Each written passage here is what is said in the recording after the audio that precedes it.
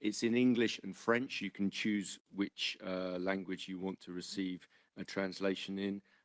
So without further ado, let's go to some questions. And I think we've already had a few people ask to raise their hands already. So Carlos Groman, good to speak to you again. Your question from Reuters, please. Good afternoon. Can you hear me well? Hi, Carlos. We can hear you. Hi. And see Thank you very much. Thanks for your time today. A question for you, and maybe a question for Christoph, if I may. A question for you. After hearing the report on Milano Cortina, what is your take for the last stretch of the preparation? And was there any discussion regarding the ice hockey, the size of the ice hockey rink? It's a discussion that's been going on for the past few days now, given the importance that NHL players play at the Winter Olympics. And the question for Christoph, if I may, is there a latest breakdown for the tickets for Milano Cortina sold, still available, when on sale, and so on? Thank you very much. Thanks, Carlos. So our discussions, and I think really the focus is just how we as the IOC can continue to support the OCOG and Italy in these last few crucial days. As I said, we're 58 days, I think 58, 53 days away.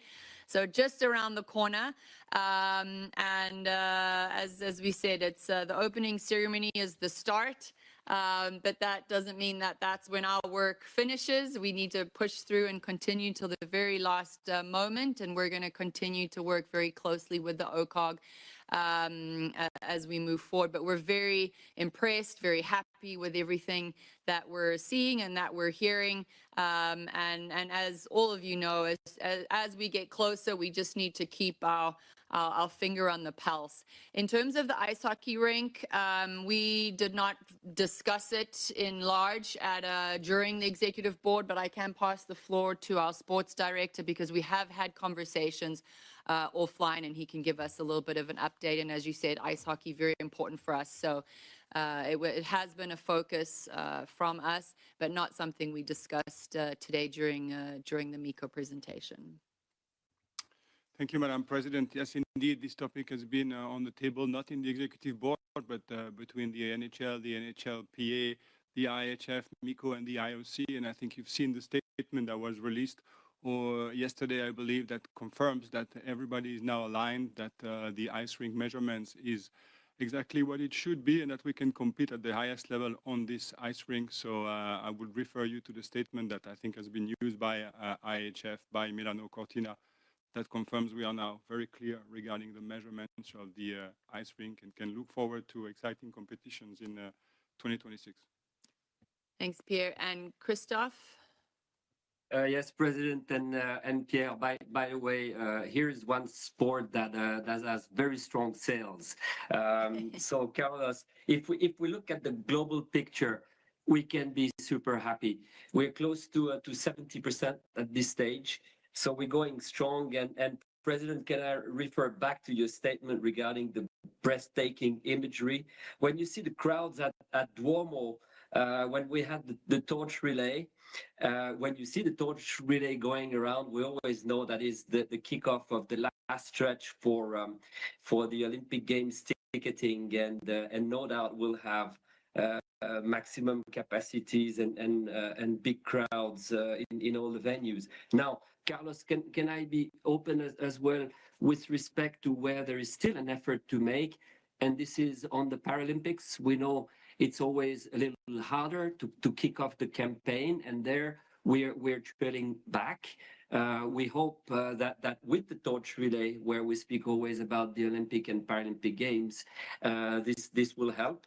And obviously, we know as well that between the two events, there is always a huge volume of sales. So all in all, very happy with where we stand, going strong, very encouraging, and some more efforts to make on the Paralympic side. But all in all, we're very excited. Thank you. Thank you very much. Thank you, Carlos. We're going to go to Joe Donoghue now. Joe Donoghue from Bird's Nest Media. Joe, Yes. your Yes. Thank you, question. Mark. Yeah, we see you. Ask away. All Thank right. you very much. Absolutely. Yeah. President, good to see you again. And Pierre, welcome to this party. President, you said that you were at this was your first time at the Olympic torch relay, the lighting of the flame, and you said that you were very emotional about it. What particularly stood out to you about that particular ceremony? And then probably a question to Pierre. Pierre, looking ahead to the 2028 games in flag football, the NFL approved a resolution earlier this year to enable professional NFL players to try for Olympic flag football teams. And one of the concerns in America is the injury risk, especially given the proximity to the NFL season in 2028. So maybe broadly speaking here, how does the IOC help ensure that athletes' injury risk is limited? Thanks, Joe, and nice to see you too. And yes, welcome to the party, Pierre. I like that one. No, do you know what? It was really, it was just an incredible moment, I think, to be standing, you know, sadly the weather was not great, so we had to take some of the part of the ceremony inside into the museum, and it's exactly where we were in March when we met with the president of Greece back at the beginning of the year. And you know, at that point the campaign was still ongoing, and now to be standing back in that same room in the exact spot where I had met the president of Greece, to now be standing there as president of the IOC. And you know, earlier on in the day, I'd had the wonderful memories been brought back to me about Athens 2004, and the team had surprised me with showing me my event on the screen at the Olympic Academy. And so it was just a wonderful day. And so by the time we got to the event where we saw the witnessing of the flame, it was just really showed the importance of the event. And it was all of those memories and all those incredible emotions sort of all came back at once. And it was a very special moment, and something I will never forget. But it was also, I think, the realization of just how important our movement is and how special it is, and the responsibility that we need together to protect it, and to work hard to ensure other athletes have the opportunity to enjoy it. So all of those things wrapped up into one. And I will now pass the party over to Pierre. Thank you very much, Joe, for the kind welcome. So I would say injury prevention, is obviously a core focus for us, whatever is the sport. So it applies to sports where you have professional leagues or not. So we work very extensively with the OCOG, with the International Federation, to make sure that all the measures are being taken to ensure the security and the safety of the athletes. So there will be no exceptions for flag football. You mentioned the decision of the NHL. Obviously, they had the opportunity with the owners, with the teams, to make that decision to authorize some of the NHL players to play.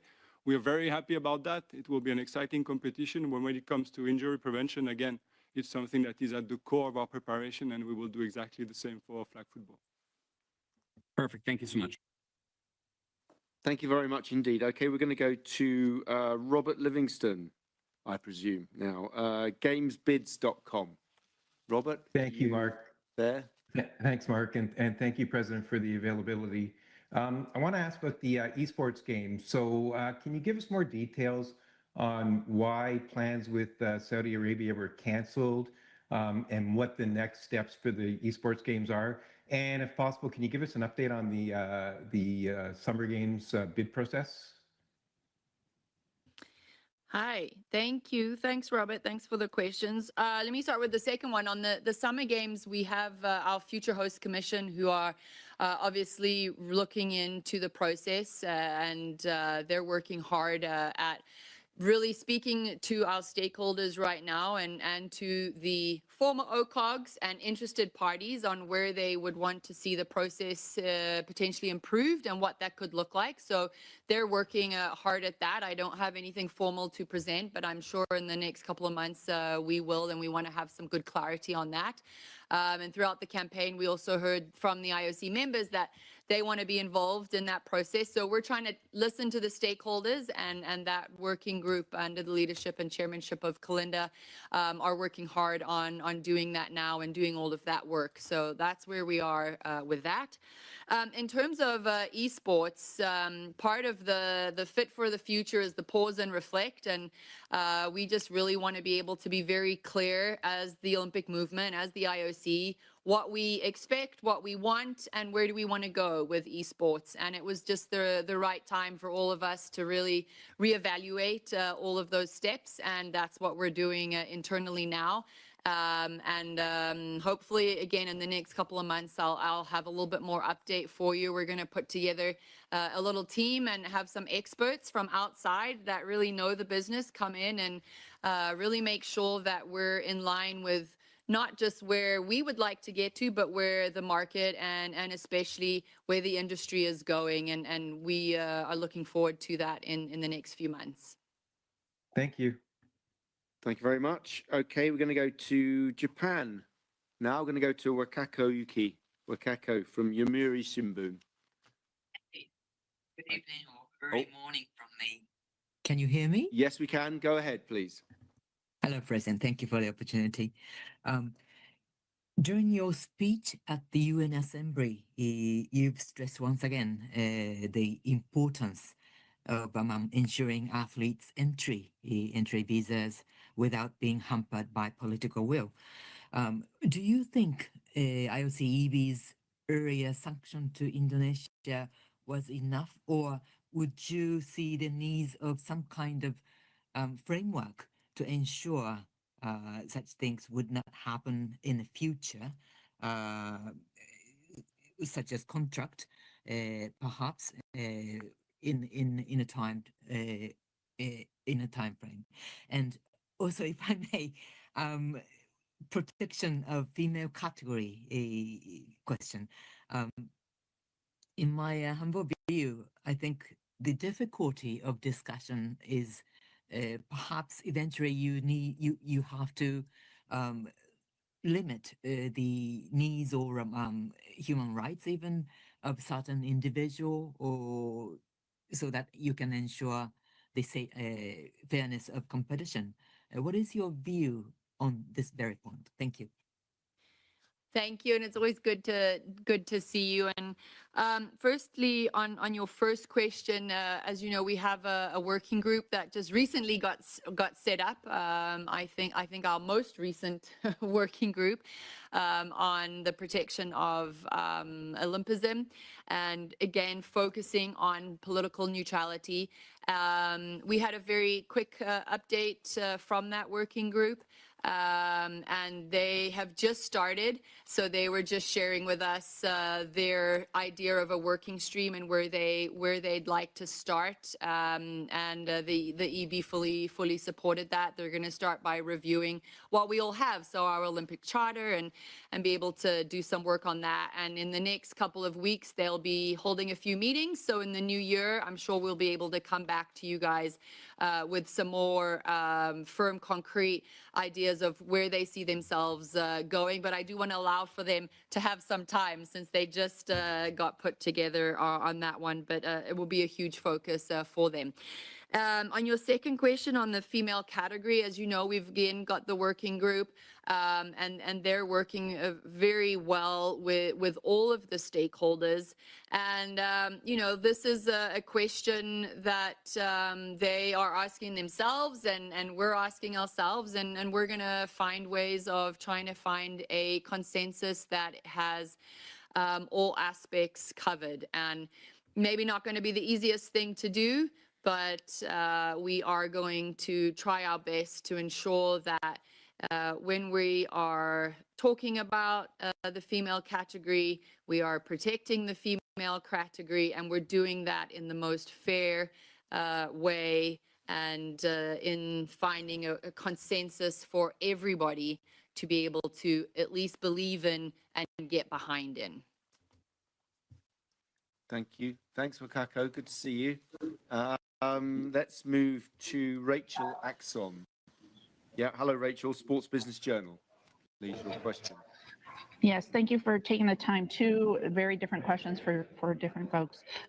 First off, for Christoph, I know you touched on the hockey arena. I'm curious how there came to be any dispute, if there was an agreed upon size, and now we get to the finished product that looks different, and the role in the coordination commission in that.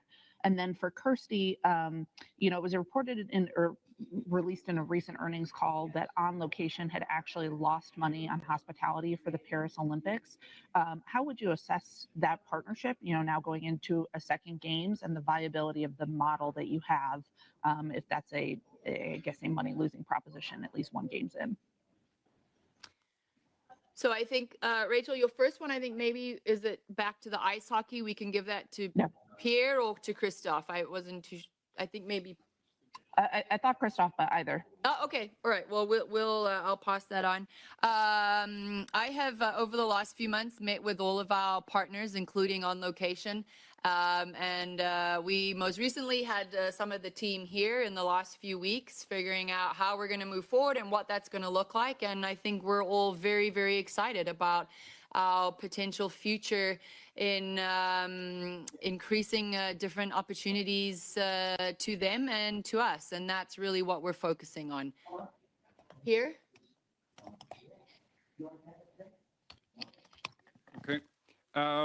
Christoph, maybe you can complement if I forget anything, but on ice hockey one, I think I responded earlier regarding the size of the ice, which has been confirmed now. There is no discussion anymore between the IHF, the OCOG, and the NHL and the NHLPA. When it comes to the venue itself, I think we have communicated as well that we had to replan the test event. It was initially planned to happen this week. It is now happening in Ice Hockey 2, where we have an international junior competition happening right now from the IHF successfully. And the decision has been made to test the Ice Hockey 1 on the 9, 10, and 11 of January. So we're still having a test event that will replicate the conditions of the games, which is 3 matches per day, so that we really put the ice under the right level of test. But it's just been delayed a couple of weeks so that we can have all the circumstances to test the venue, but also to have spectators in the venue so that we can really replicate as close as possible the circumstances we would have during the games. And this has been done in agreement between us, the International Federation, and the organizing committee. But please, Christoph, if you want to add anything.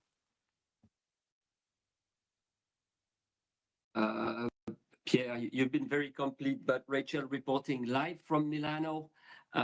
Very happy with the test events, the way it is going on Ice Hockey 2. By the way, you saw the oval as well that was tested, and as you said, Pierre, it's a first for a temporary ice of that size, and it worked well. So it bodes extremely well for what is coming just before the test event, which is the production of the ice in MH1, Santa Giulia. This is what we're going to follow very closely. This is towards the end of the year.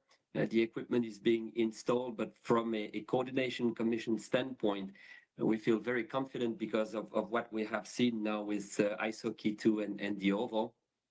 And also because the issue of size has been successfully resolved. So very, very happy with where we stand at present. Thank you. Thank you very much, Rachel. Thanks, everyone else. Let's go to our regular journalist from Ukraine, Konstantin Vavarek. Are you there, Konstantin? Hello. I hope you can see me because I'm only on a battery lamp. I have no electricity at home, and it's one of the realities we live here in Ukraine right now. My question, unfortunately, is still about Russian athletes, etc., etc. As we know, Paris 2024 went off without any Russian provocations, thanks to the proper work of the individual neutral athletes eligibility panel. Unfortunately, we see that so far 3 of the 3 participants of 2026 Olympics recognized as neutral do not actually meet the criteria, and they violate them. 2 of them support them more or less openly. I know that you can't comment on individual cases, but generally, have you considered mechanisms for reviewing the decisions of this panel? And perhaps it would be worth involving representatives of Ukraine in the evidence gathering process. I understand that it's kind of relations between you and Russian athletes, but ultimately, it's not IOC who suffers from the incorrect decision, but Ukrainian athletes who will have to live and compete during the Olympics alongside people who wish them, to see them dead. Thank you. Hi, thank you. I think I got most of your maybe question, more of a comment. I don't know if there was a question in there. The core question is, have you considered mechanisms for reviewing the panel decision and whether it would be worth to involve representatives of Ukraine in that decision making?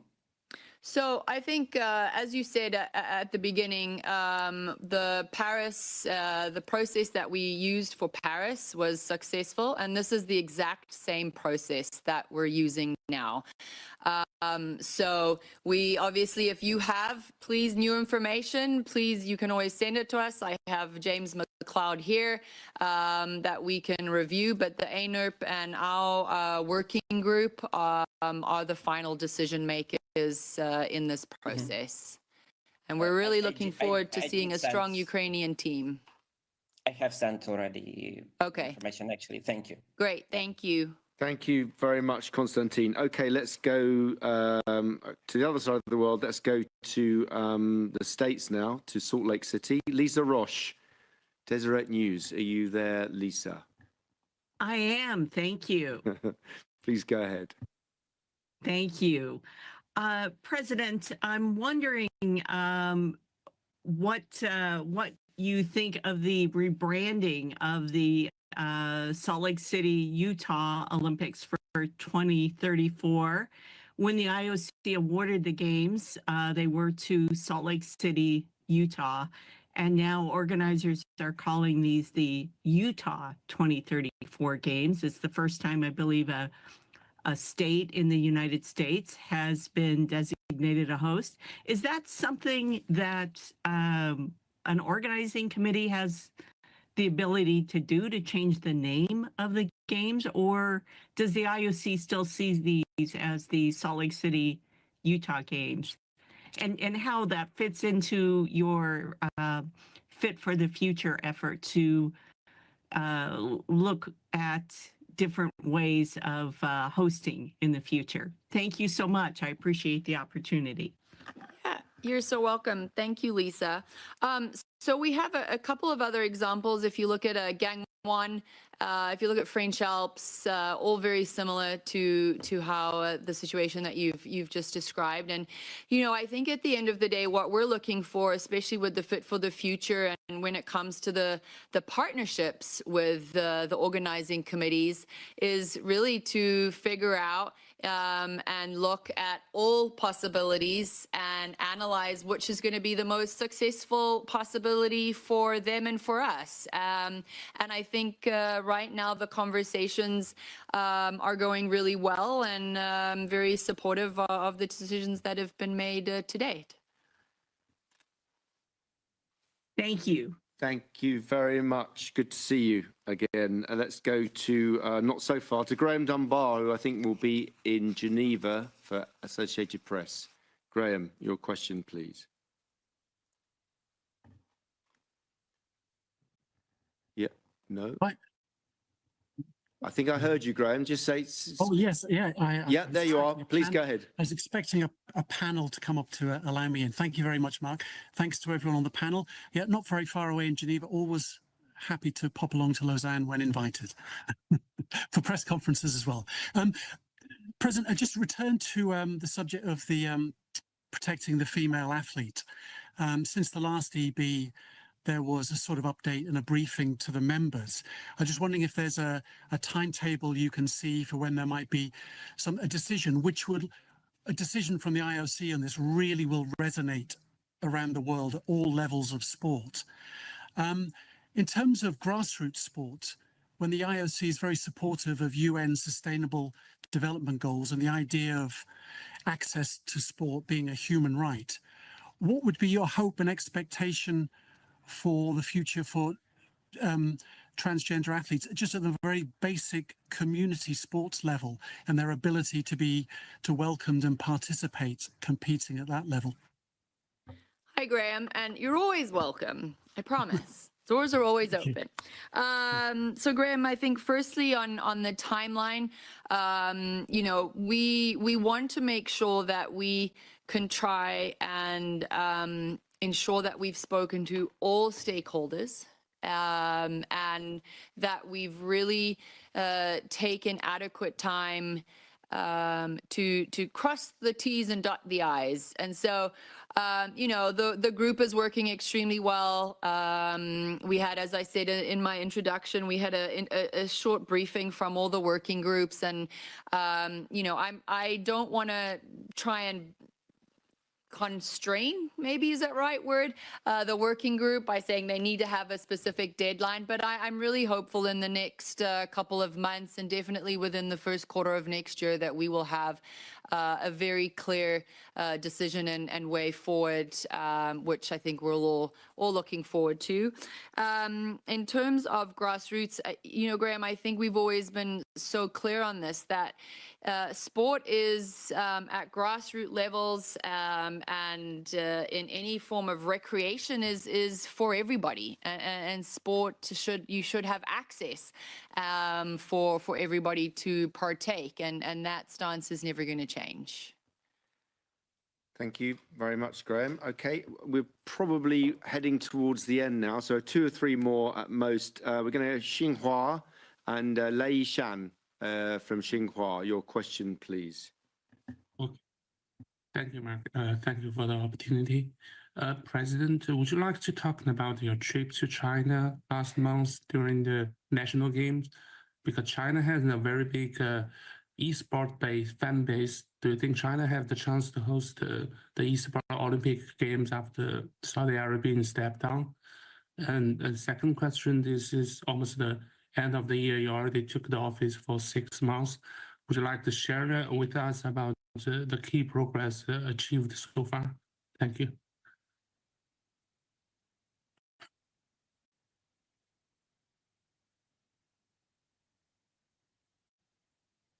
I'm talking without the microphone, so hopefully now you can hear me.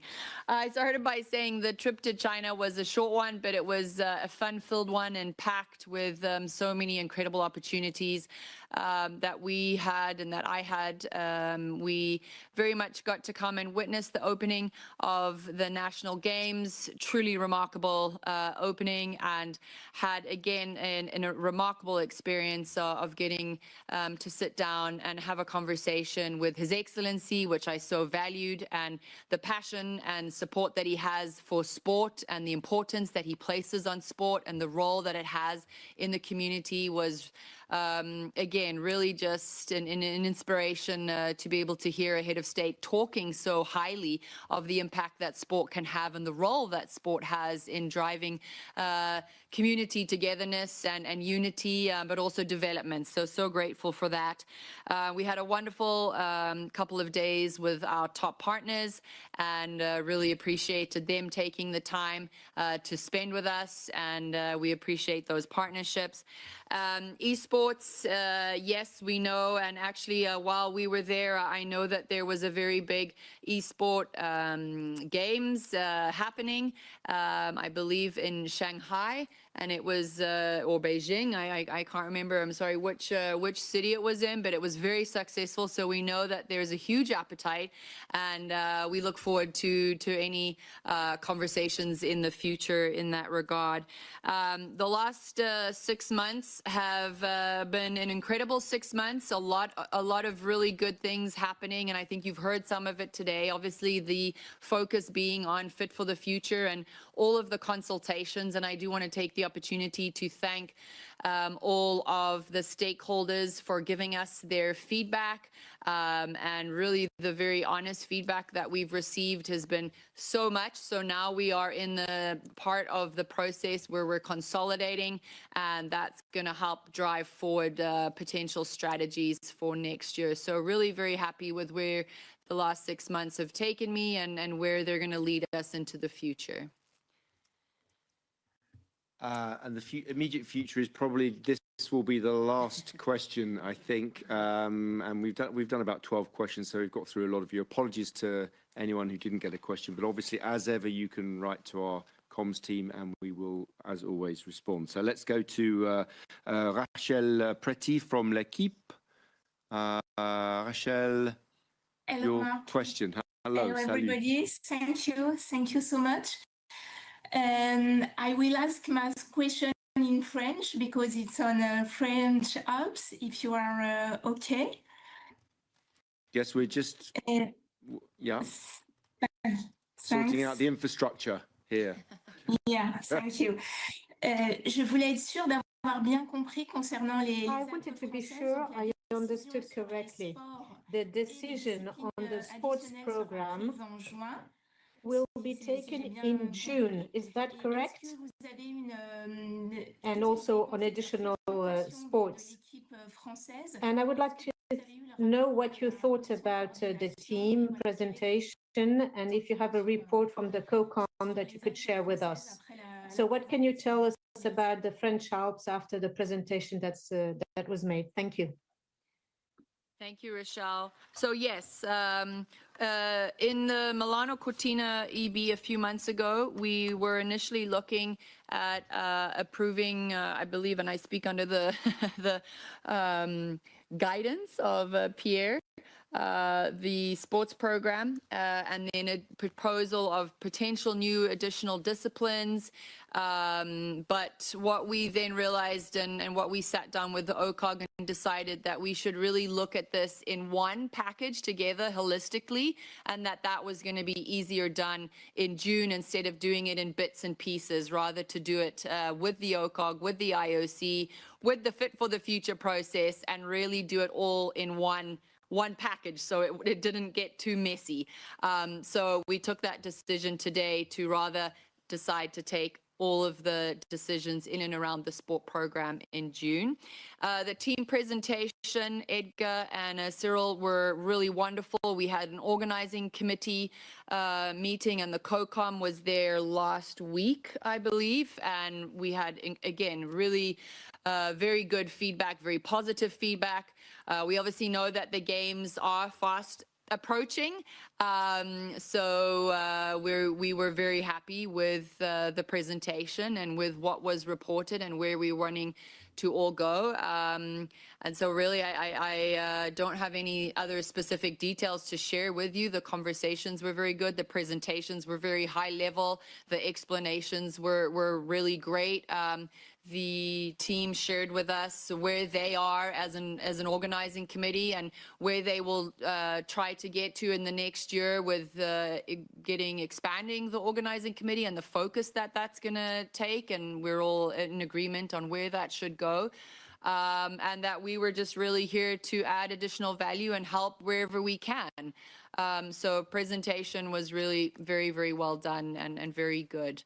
I don't know if the team has anything to add, either Christophe, Dewey, or Pierre. Nope. Christophe online, would you like to add anything, French Alps? Anything I missed? If he's still online. President, as a matter of principle, you never miss anything. Exactly, that's what I was going to say. That must be clear.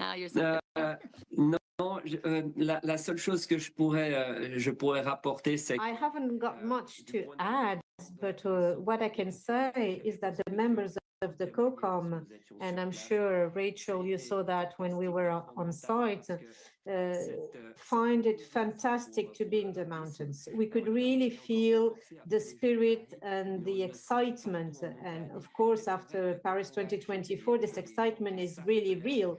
But when we are in the mountains, in the French Alps, we see people that know what they're talking about, know what is to organize big events, and who are really excited about the games. And Madam Chair, what I can say is that this duo, Gros-Piron and Linette, works perfectly and is really visible in all the presentations that we hear. And we could have witnessed this yesterday. They made a 20-minute presentation. Then there were something like 20 minutes of questions and answers. They went into details and they left a very good impression.